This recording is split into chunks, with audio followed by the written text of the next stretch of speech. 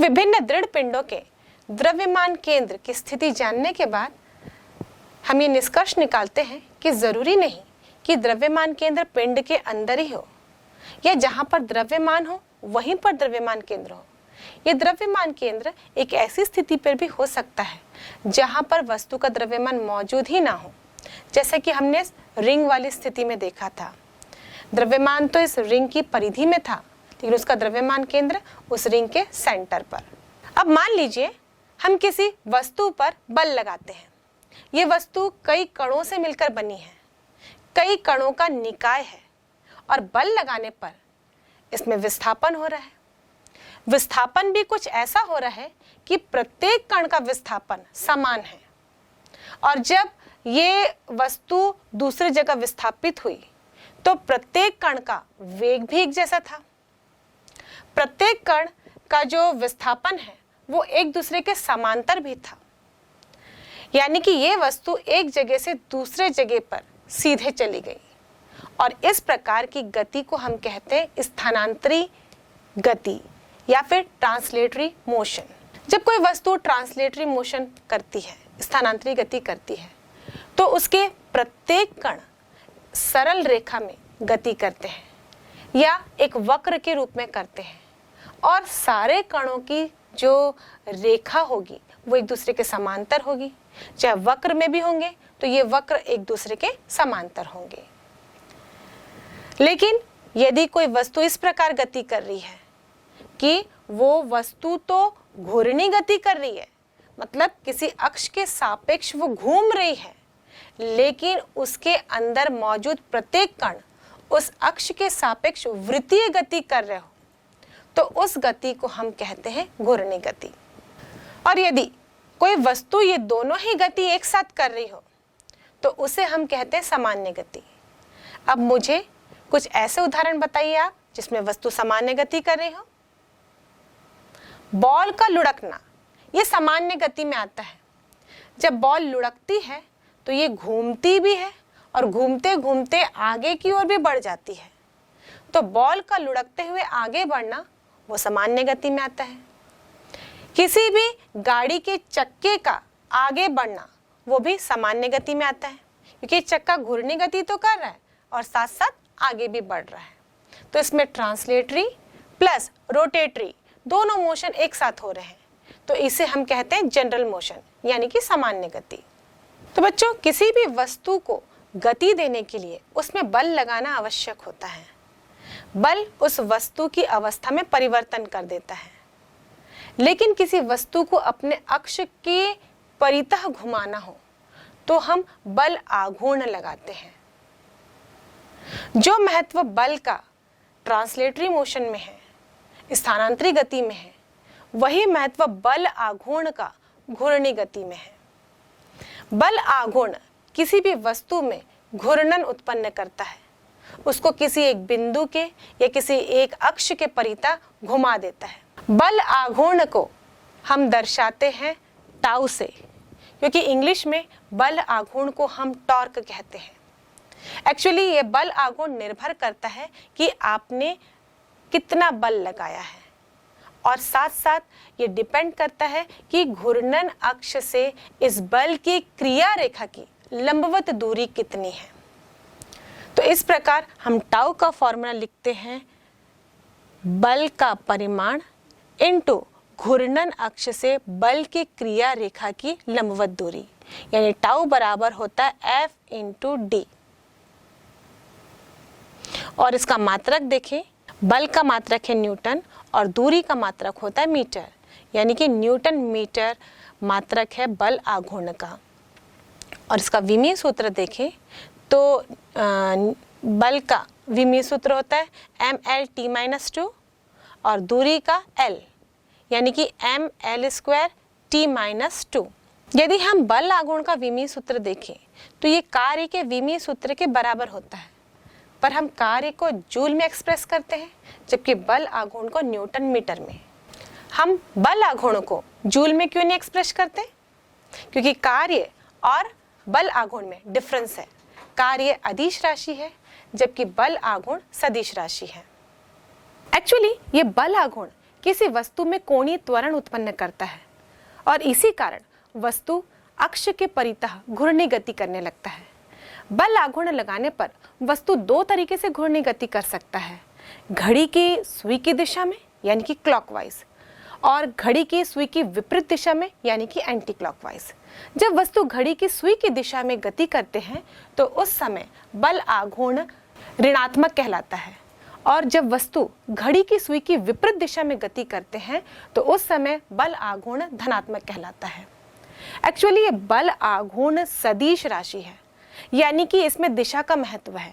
तो जब हम इसमें दिशा की बात करते हैं तो किस दिशा में बल आघूर्ण लग रहा है इसको जानना बहुत ज़रूरी है। तो सबसे पहले हम बल आघूर्ण का सदिश रूप देखते हैं कि इसको सूत्र में सदिश रूप में किस प्रकार लिखा जा सकता है। इसके लिए हम एक वस्तु ले रहे हैं और मान लीजिए इस वस्तु के अंदर एक बिंदु है O और इसी बिंदु से एक अक्ष लंबवत इस वस्तु से गुजर रही है जिसको मैंने y डैश नाम दिया है और ये वस्तु इसी अक्ष के परितः घूर्णी गति करने वाली है। यदि इस पर मैं F बल लगा रही हूँ, ये F बल मैंने यहाँ पे ड्रॉ किया है और F बल लगाने से ये वस्तु इस अक्ष के परितः घूर्णी गति करेगी। मान लीजिए इस F बल की इस अक्ष से दूरी r है, या यूं कहो कि O बिंदु से इसका स्थिति सदिश r से दिया जा रहा है। अब टॉर्क यानी कि बल आघूर्ण का फॉर्मूला होता है बल का परिमाण बल की क्रिया रेखा का अक्ष से लंबवत दूरी के साथ गुणनफल। तो यहाँ पर हम इस बल की क्रिया रेखा निकालने के लिए इस बल को आगे की ओर लेते हैं और ये जो लकीर हम ड्रॉ करेंगे O से N, ये इस अक्ष और इस बल की क्रिया रेखा के बीच में लंबवत दूरी बताता है। तो हम यहाँ पे लिखेंगे ON, तो टाउ बराबर हो जाएगा F इंटू ON। अब यहाँ पर हम देखें इस चित्र अनुसार जो स्थिति सदिश है इस बिंदु P का, इस बिंदु O से, उसको हमने R से दर्शाया है और इस बल की क्रिया रेखा या यूं कहे बल के बीच की जो कोण है वो फाई है, यानी कि ये कोण जो बन रहा है OPN बराबर फाई है। तो इस त्रिभुज में हम देखें ONP जो कि एक समकोण त्रिभुज है, इस समकोण त्रिभुज में साइन फाई बराबर होगा लंब बटे कर्ण। लंब है ON और कर्ण है OP, तो हम लिखेंगे साइन फाई बराबर ON अपॉन R और यहाँ से ON बराबर होगा R इंटू साइन फाई। इसलिए टॉर्क का जो सूत्र है, बल आघूर्ण का सूत्र है टाउ बराबर FON, उसमें हम लिख सकते हैं tau equal to F into R sine phi. यहाँ पे R एक सदिश राशि है, यानी कि स्थिति सदिश था इस बिंदु P का बिंदु O से। F सदिश राशि है और यहाँ पर हमने साइन फाई लिया है जहाँ फाई R और F के बीच का कोण था। तो जब इसको हम सदिश रूप में लिखें तो ये दो सदिश R और F के बीच में क्रॉस प्रोडक्ट आएगा, यानी कि सदिश गुणन। तो हम लिखेंगे सदिश टाउ बराबर सदिश R क्रॉस सदिश F और यही बल आघूर्ण का सदिश रूप है। अब बल आघूर्ण एक सदिश राशि है और ये किस किस का प्रोडक्ट है, क्रॉस प्रोडक्ट R और F के बीच का। तो जो टाउ की दिशा होगी वो R और F के तल के लंबवत होगी, मतलब जिस तल में सदिश R होगा और सदिश F होगा उस तल के लंबवत इस बल आघूर्ण की दिशा होगी। और इस बल आघूर्ण की दिशा बताने के लिए हम अपने राइट हैंड के नियम का इस्तेमाल करते हैं। यहाँ पर R क्रॉस F लिखा है, यानी कि ये दो सदिश है, इनका सदिश गुणनफल हमको ज्ञात करना है। तो हम अपने राइट हैंड की उंगलियों को वेक्टर R से वेक्टर F की तरफ मोड़ेंगे, वेक्टर R से वेक्टर F की तरफ, और अंगूठे की जो दिशा होगी वो बल आघूर्ण की दिशा बताएगी। तो इस प्रकार हम बल आघूर्ण की दिशा अपने राइट हैंड के नियम के अनुसार ज्ञात कर सकते हैं। मान लीजिए R इस दिशा में है, F इस दिशा में है इस चित्र अनुसार, तो हम देखें कि हम अपनी उंगलियों को R से लेकर, ये R है, R से लेकर अगर F की ओर मोड़ते हैं तो यहाँ पर क्या होगा, ये अंगूठा अंदर की तरफ जा रहा है। आपकी कॉपी के तल में मान लीजिए ये वस्तु का F और R आपकी कॉपी के तल में है, तो आप अपनी कॉपी के तल में यदि अपनी उंगलियों को R से F की ओर मोड़ेंगे तो बल आघूर्ण की दिशा नीचे की ओर होगी, यानी कि आपके कॉपी के तल में लंबवत नीचे की ओर जाएगी। यहाँ पर दिशा को ज्ञात करना बहुत ही महत्वपूर्ण होता है, क्योंकि वस्तु का जो बल आघूर्ण है किस दिशा में लग रहा है उसके अनुसार ही वस्तु घूर्णी गति करता है। तो सिर्फ यहाँ पर हम फॉर्मूला लिख देते हैं टाउ बराबर r क्रॉस f, तो वो काफी नहीं है, उससे हमको उसकी दिशा ज्ञात करनी होती है, तभी हम घूर्णी गति को आसानी से समझ सकेंगे। यहाँ पर यदि हम इस टाउ के सारे घटक देखें, उसके x, y, z घटक देखें, तो उसके लिए हमको r और f के बीच में क्रॉस प्रोडक्ट ज्ञात करना पड़ेगा। मान लीजिए सदिश r के x, y, z तीन घटकों इस प्रकार लिखा जा सकता है, r वेक्टर बराबर xi plus yj plus zk, जहाँ पे i, j के x, y और z की दिशा में इकाई सदिश होते हैं। वैसे ही वेक्टर f को हम लिख सकते हैं fxi plus fyj plus fzk, जहाँ fx, fy और fz इसके x, y और z दिशा के घटक हैं और i, j, k तो इकाई सदिश हैं। मान लीजिए जो आपने बल आघूर्ण टाउ लिया है, इनके तीनों अक्ष के घटक टाउ x, टाउ y और टाउ z हैं। तो टाउ को हम किस प्रकार लिखेंगे? Tau xi plus tau yj plus tau zk। अब हमको r और f के बीच में क्रॉस प्रोडक्ट ज्ञात करना है। क्रॉस प्रोडक्ट निकालने का क्या तरीका है? हम सबसे पहले ये दो लकीर खींचते हैं, यानी कि एक मैट्रिक्स बनाते हैं, और सबसे पहले ऊपर में i, j और k यानी कि उसके x, y और z घटकों को हम लिखते हैं। अब पहले कौन सा वेक्टर हमने लिया है? r, तो सबसे पहले r के तीनों घटक लिखे जाएंगे। उसके बाद हमने लिया है f, तो f के तीनों घटक लिखे जाएंगे। r के तीन घटक है x, y और z, तो हमने i के नीचे x लिखा, j के नीचे y लिखा और k के नीचे z लिखा। वैसे ही f के तीन घटक हैं fx, fy और fz, ये हमने इस दोनों लकीरों के बीच में लिख दिया। अब हमको इसको सॉल्व करना है, क्रॉस प्रोडक्ट निकालना है, और उसके अनुसार हमको x, y और z घटक का मान निकालना है यहाँ पर। तो हम सबसे पहले मतलब ये क्रॉस मल्टीप्लाई कैसे करते हैं, यहाँ पर जो दो सदिशों के बीच में सदिश गुणन है वो किस प्रकार किया जाता है, इसका एक नियम है। इस विशेष नियम की सहायता से ही हम यहाँ पे क्रॉस प्रोडक्ट करेंगे। तो सबसे पहले i घटक निकालेंगे, हम i लिखेंगे ब्रैकेट के अंदर। बच्चों यहाँ पे क्रॉस मल्टीप्लाई करने का नियम है, आप सबसे पहले अपने राइट हैंड से क्रॉस मल्टीप्लाई करते हुए लेफ्ट हैंड की ओर आओगे, फिर लेफ्ट हैंड से राइट हैंड की ओर। इस प्रकार हम त्रियक गुणन करते हैं और ये आपको याद रखना है। तो हम अगर i घटक निकाल रहे हैं तो i के नीचे जितने भी कंपोनेंट है सबसे पहले इसको हम छुपा देते हैं। छुपाने इसलिए कह रही हूँ क्योंकि अगर सारे घटक आपको दिखते रहेंगे तो शायद आप कंफ्यूज हो जाएं और गुणा करते समय आप गलत गुणन कर ले। इसलिए अब बेटर है कि अगर आप i निकाल रहे हैं तो i के नीचे यानी उसके वर्टिकल और हॉरिजॉन्टल जो भी चीज़ है उसको छुपा दे पहले। अब देखिए आपके पास क्या बच रहा है, आपके पास ये सिर्फ 4 चीज़ें दिखाई दे रही हैं। अब इन्हीं का ही गुणन करना है। तो सबसे पहले मैंने क्या बोला, राइट हैंड से लेफ्ट हैंड की ओर आना है। तो यहाँ देखेंगे आप fz को गुणा करेंगे y से, फिर माइनस का चिन्ह लगाएंगे और लिखेंगे अब इधर गुणन करेंगे, इसको लेफ्ट से राइट की ओर गुणा करेंगे तो आप लिखेंगे z इंटू fy और इन दोनों के बीच में माइनस का साइन रहेगा। तो इस प्रकार हम i के कोफिशिएंट ज्ञात कर लेंगे। अब j का कोफिशिएंट ज्ञात करना है, तो j के लिए मतलब जो मिडिल में है उसका कोफिशिएंट ज्ञात करने के लिए हम गुणन की प्रक्रिया को रिवर्स कर देते हैं। पहले हमने क्या किया था, राइट हैंड साइड से लेफ्ट हैंड की ओर गुणा किया था और लेफ्ट हैंड साइड से राइट हैंड की ओर गुणा किया था। अब हम उल्टा करेंगे, यहाँ पर हम लोग ये त्रियक गुणन को उल्टा करते हैं। और किसी में अगर त्रियक गुणन को उल्टा नहीं किया गया है, वैसे ही गुणा किया है जैसे कि i के कोफिशिएंट निकालने में किया गया था, तो उस समय आप ध्यान दीजिएगा बच्चों कि j के सामने माइनस का चिन्ह रहता है। मतलब पहले से हम साइन को रिवर्स कर देते हैं, या तो गुणा की प्रक्रिया को रिवर्स करें या तो साइन धन के जगह ऋण लगा दें, दोनों में से कोई एक काम करना है, दोनों नहीं करना है। तो यहाँ पर मैं प्लस ही लिखी हूँ, यानी कि प्लस जे लिखी हूँ। यहाँ पे मैं गुणा की प्रक्रिया को रिवर्स कर रही हूँ। तो अब यहाँ पर गुणा कैसे होगा, जे का कोफिशिएंट निकालने के लिए हम जे के नीचे जितने वर्टिकल कंपोनेंट्स को छुपा देते हैं और जे के हॉरिजॉन्टल कंपोनेंट उसके साथ जो लिखे हैं उसको छुपा देते हैं। अब फिर हमारे पास ये 4 कंपोनेंट मिल रहे हैं। तो अब गुणा करूंगी तो ये हो जाएगा Z F X minus X F Z.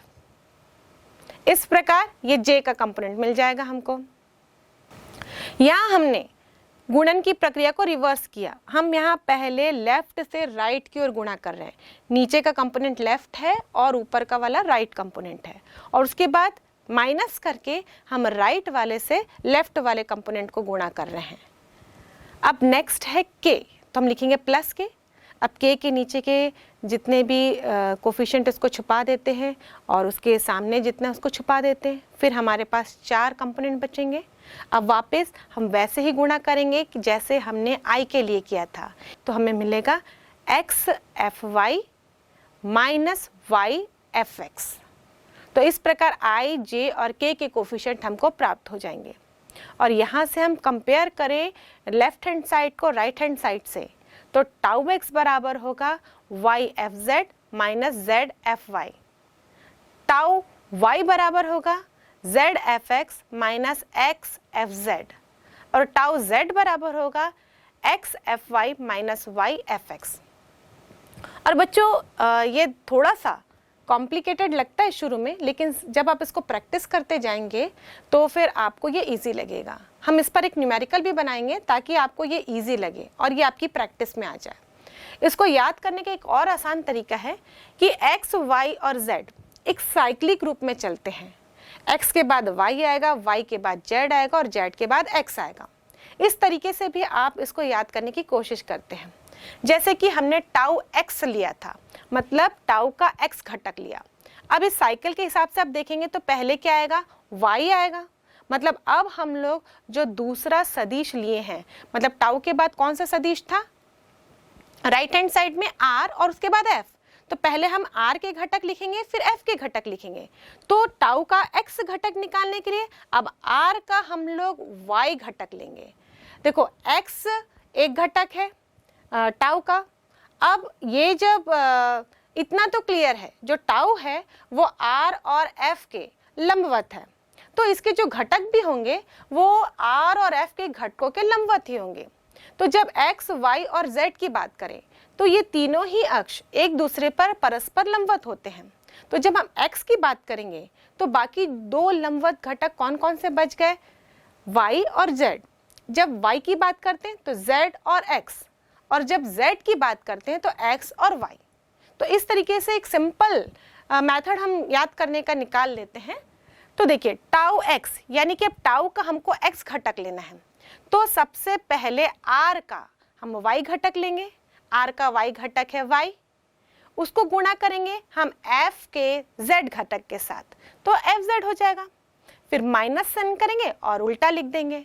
अब हम एफ का जेड घटक लिखेंगे और आर का वाई घटक, क्योंकि टाउ एक्स घटक में तो आर और एफ के वाई और जेड घटक ही होंगे। तो शुरुआत किस प्रकार की है ये हम लोग समझ गए। अब वाई घटक निकाल के देखते हैं। ये टाउ का वाई घटक है, तो आर और एफ के कौन कौन से घटक लिए जाएंगे यहाँ पर, एक्स और जेड।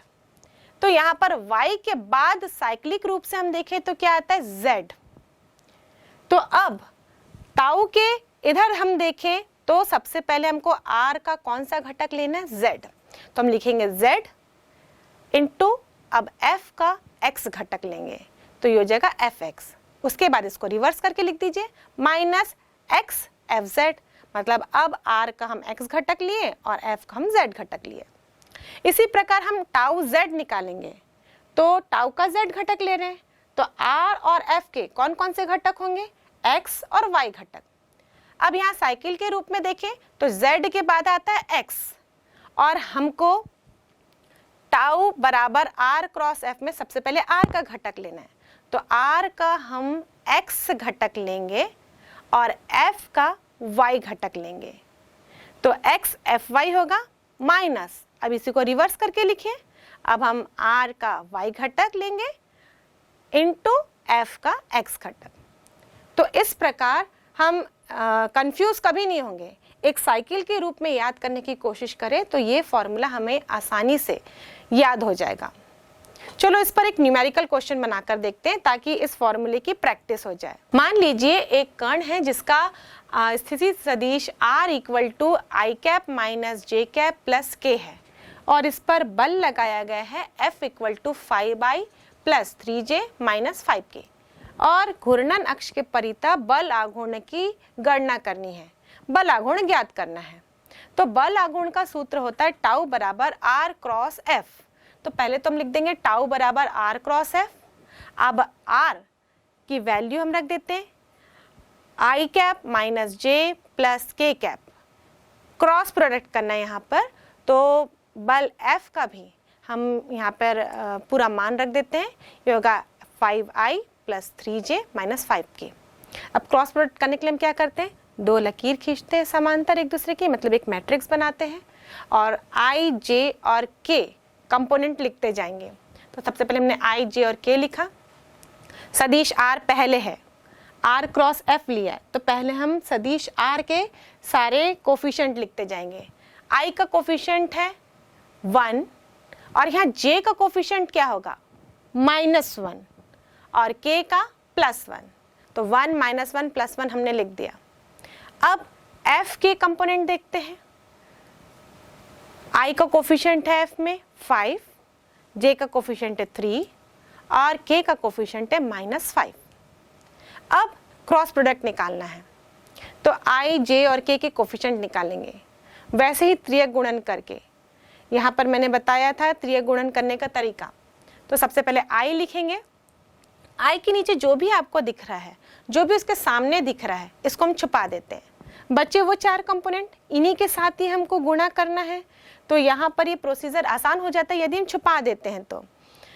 अब यहाँ पर पहले राइट से लेफ्ट की ओर गुणा करना है, त्रियक गुणन में मैंने आपको बताया, ठीक है। तो अब ये -5 गुणा होगा -1 से, उसके बाद माइनस का चिन्ह आता है और ये 3 गुणा होगा 1 से, ये है i के कोफिशिएंट। फिर लिखेंगे प्लस j। हम यहाँ पर आगे जो गुणन वाली प्रक्रिया है उसके गुणन के तरीके में अब चेंज करेंगे, जिस तरीके से पहले चेंज किया था उसका रिवर्स करेंगे, क्योंकि यहाँ पर मैंने प्लस j लिखा है और बताया था अगर आप गुणन के तरीके को चेंज नहीं करते हैं तो माइनस आएगा और यदि गुणन के तरीके को चेंज करते हैं तो प्लस ही लिखेंगे। तो यहाँ मैं गुणन के तरीके को चेंज कर रही हूँ, अब मैं उल्टे डायरेक्शन में गुणा पहले करूँगी। अब ये हो जाएगा 5 × 1, फिर माइनस का चिन्ह लगता है, -5 × 1। अब k का कंपोनेंट निकालेंगे, तो प्लस k लिखें। अब k के नीचे वाली चीज़ों को छुपा देते हैं, उसके सामने जो लिखा है वो भी छुपाते हैं। हमारे पास सिर्फ 4 ही चीज़ें यहाँ पर दिखाई दे रही हैं, इन 4 अंकों में ही अब हमको गुणा करना है। फिर वैसे ही पुराने प्रोसेस से करते हैं जैसे हमने i में किया था, 3 को गुणा करेंगे 1 से, माइनस का चिन्ह, -1 × 5। अब यहाँ पर गणित लगा देते हैं, पूरा मैथमेटिकल कैलकुलेशन कर लेते हैं। तो i का कोफिशिएंट हो जाएगा 5 - 3 प्लस j, ये अंदर इसका कोफिशिएंट देखिए तो 5 + 5 होगा, प्लस k, ये हो जाएगा 3 + 5, माइनस इंटू माइनस मिलके प्लस हो जाएगा। और इस प्रकार इसको सॉल्व करेंगे तो बल आघूर्ण का मान मिलेगा 2i + 10j + 8k। बल आघूर्ण का मात्रक होता है न्यूटन × मीटर, तो यहाँ पर हम बल आघूर्ण का मात्रक भी लिख देंगे। बच्चों कोई भी न्यूमेरिकल जब सॉल्व करने को आता है तो आंसर जो भी निकले उसके बाद उस क्वांटिटी का, उस भौतिक राशि का मात्रक लिखना आवश्यक होता है, क्योंकि उसका मात्रक से ही उस भौतिक राशि की पहचान होती है। इसलिए आप हर न्यूमेरिकल को सॉल्व करने के बाद लास्ट में जो आंसर आता है उसमें उसका मात्रक ज़रूर लिखें। अब इसी में ही हम आगे विशेष स्थितियां देखते हैं। टाउ का फॉर्मूला हमने लिया था r क्रॉस f, यानी टाउ बराबर r f sin phi। तो ये जो बल आघूर्ण का मान है यहाँ पर हम देख रहे हैं सूत्र से 3 राशियों पे निर्भर कर रहा है। सबसे पहले R पर, F पर और R और F के बीच के कोण पर। मान लीजिए R बराबर 0 है, उस कंडीशन में टाउ बराबर भी 0 हो जाएगा। अब R बराबर 0 का मतलब क्या है? R हमने क्या लिया था? घूर्णन अक्ष से बल की दूरी, यानी कि स्थिति सदिश हमने लिया था उस बिंदु का जिस बिंदु पर बल लगाया जाना है। तो यदि यही 0 हो, यानी कि वो बिंदु जहां पर बल लग रहा है वो घूर्णन अक्ष पर ही हो, उस कंडीशन पे कोई बल आघूर्ण कार्य नहीं करेगा। मतलब घूर्णन अक्ष पे ही, मतलब जिस बिंदु पर आपको वस्तु को घुमाना है उसी बिंदु पर आप बल लगाएंगे तो वस्तु कभी भी घूर्णन गति नहीं करेगी, क्योंकि वहां टाउ का मान 0 हो जा रहा है। अब दूसरी स्थिति देखते हैं। यदि F बराबर 0 हो, मतलब आपने कोई बल ही नहीं लगाया, तो बल ही नहीं लगेगा तो बल आघूर्ण कहां से उत्पन्न होगा? इसीलिए उस कंडीशन में भी बल आघूर्ण का मान 0 हो जाता है, क्योंकि यहाँ पर टाउ बराबर आपको 0 मिलेगा। अब नेक्स्ट इसमें जो दिख रहा था वो कोण फाई है, मतलब बल आघूर्ण का मान इस कोण फाई पर निर्भर कर रहा है। यदि ये कोण फाई 0 डिग्री हो, अब ये कोण फाई 0 डिग्री हो या 180 डिग्री हो, तो साइन 0 या साइन 180 का मान 0 होता है। उस कंडीशन में भी बल आघूर्ण का मान 0 होगा। अब ये फाई बराबर 0 या 180 का मतलब क्या होगा? एक्चुअली ये फाई R और F के बीच में कोण था। R मतलब जिस बिंदु पर आप बल लगा रहे हो उसका स्थिति सदिश घूर्णन अक्ष से, दूसरा F, इनके बीच का कोण था। अब ये 0 डिग्री है, इसका मतलब ये बल किस तरह से काम कर रहा होगा? जहां पर स्थिति सदिश है उसी से ही आगे आपने बल लगाया, चाहे इस दिशा में लगाओ चाहे इस दिशा में लगाओ, और जब इस प्रकार बल कार्य करेगा तो ये वस्तु पर घूर्णन गति उत्पन्न नहीं कर सकता। अब मान लीजिए फाई बराबर 90 डिग्री हो, यानी कि जो बल की क्रिया रेखा है और जो स्थिति सदिश है R, घूर्णन अक्ष से दूरी, इनके बीच का कोण 90 डिग्री है। साइन 90 का मान होता है 1 और ये साइन का अधिकतम मान है, तो इस कंडीशन में बल आघूर्ण भी अधिकतम होगा और इसका मान होगा टाउ बराबर RF, यानी कि इस स्थिति में बल मैक्सिमम आघूर्ण उत्पन्न कर सकता है उस अक्ष के परितः।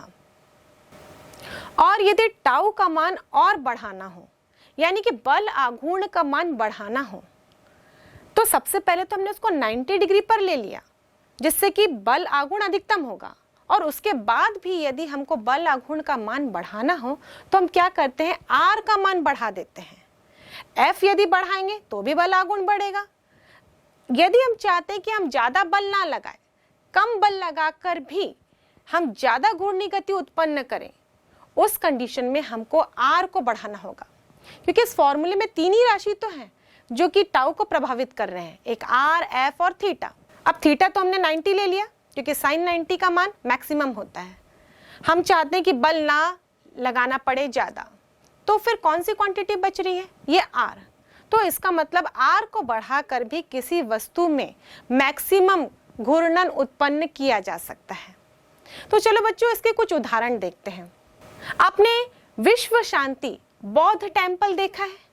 वहां पर इस प्रकार आप देखेंगे, ये बड़ा बेलनाकार आकृति जो नक्काशी किया होता है उसको घुमाना होता है। अगर इस बड़े बेलनाकार आकृति को आप घुमाने की सोचें तो आप इसको घुमा भी नहीं सकेंगे अपने दोनों हाथों की सहायता से भी, लेकिन यहाँ पर आप देखते हैं कि इसको हल्के से आप टच कर रहे हैं और उसके बाद ये लगातार घूमता रहता है। तो यहाँ पर ये बड़ा सा जो बेलन है वो एक अक्ष के परितः घूम रहा है, और आपने इस पर बल कैसे लगाया? स्पर्श रेखीय रूप से, यानी कि बल का इस घूर्णन अक्ष से जो दूरी है उसके साथ कोण 90 डिग्री है, और ये बेलन से ये दूरी भी बहुत अधिक है, यानी कि बेलन का आकार बहुत बड़ा है, या यूं कहें कि इसकी त्रिज्या बड़ी है, और इसीलिए यहाँ पर बल आघूर्ण का मान बढ़ जाता है और ये बेलनाकार आकृति आराम से हमारे एक हाथ के स्पर्श से घुमाई जा सकती है, वरना आप इतने बड़े बेलनाकार आकृति को घुमाने की कोशिश करें तो ये नहीं घूमता। और इसीलिए बच्चों, जो पेचकस होता है स्क्रू ड्राइवर, उसका हत्था भी मोटा बनाया जाता है। हम ये सारी चीज़ों को ध्यान नहीं देते, पर ये हमारे दैनिक जीवन में ही उपयोग में लाई जाती है। अब आप सोचोगे कि वो हत्था को मोटा क्यों बनाया जाता है? क्योंकि हमको उस स्क्रू ड्राइवर से स्क्रू को घुमाना होता है, और जब हम घुमा रहे हैं मतलब उसमें घूर्णन गति उत्पन्न कर रहे हैं। घूर्णन गति उत्पन्न करने के लिए, यानी कि मैक्सिमम बल आघूर्ण लगाने के लिए 3 चीजों की आवश्यकता होगी, या तो R का मान अधिक हो, या F का मान अधिक हो, या तो कोण जो हो उसकी जिया मैक्सिमम हो, यानी कि कोण तो 90 डिग्री लेना है, मतलब बल को हमको लंबवत ही लगाना है, तभी वहां पे मैक्सिमम बल आघूर्ण उत्पन्न होगा। अब बल हम ज्यादा नहीं लगाना चाहते तो R को ही हमको मैक्सिमम करना पड़ेगा।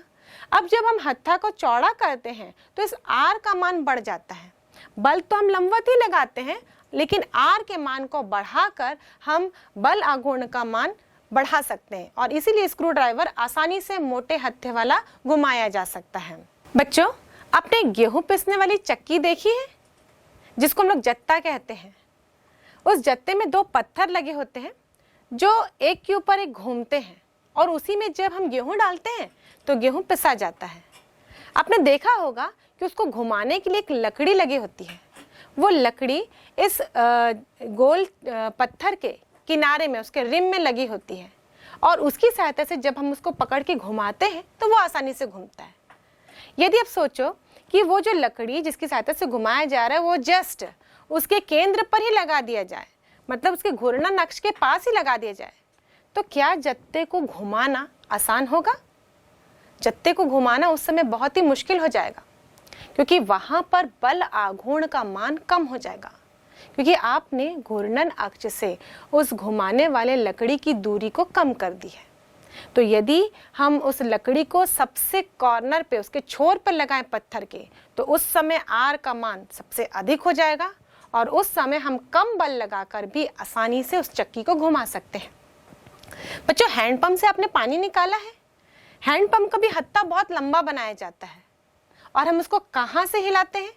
सबसे कॉर्नर से पकड़कर हम उस पर बल लगाते हैं, और आप देखोगे कि जहाँ उस पंप के जो हत्था है, या कि वो जो पंप से निकली हुई छड़ है, वो जहाँ पर उस पंप पर जुड़ी हुई है, वहीं से ही वो घूर्णी गति कर रहा है। एक्चुअली घूर्णी नहीं करता, वो आधा ही घूर्णन कर रहा है, लेकिन अगर उसको पूरा घूर्णी गति माना जाए तो उसी अक्ष के परितः ही वो गोल घूम रहा है, समझो। तो यहाँ पर वो हत्था जो है उसको हम किनारे पर पकड़ते हैं, और उससे हम उसको प्रेस करते हैं। आप कभी उसको सामने में पकड़ के दबाने की कोशिश करिएगा, आपको बहुत बल लगेगा।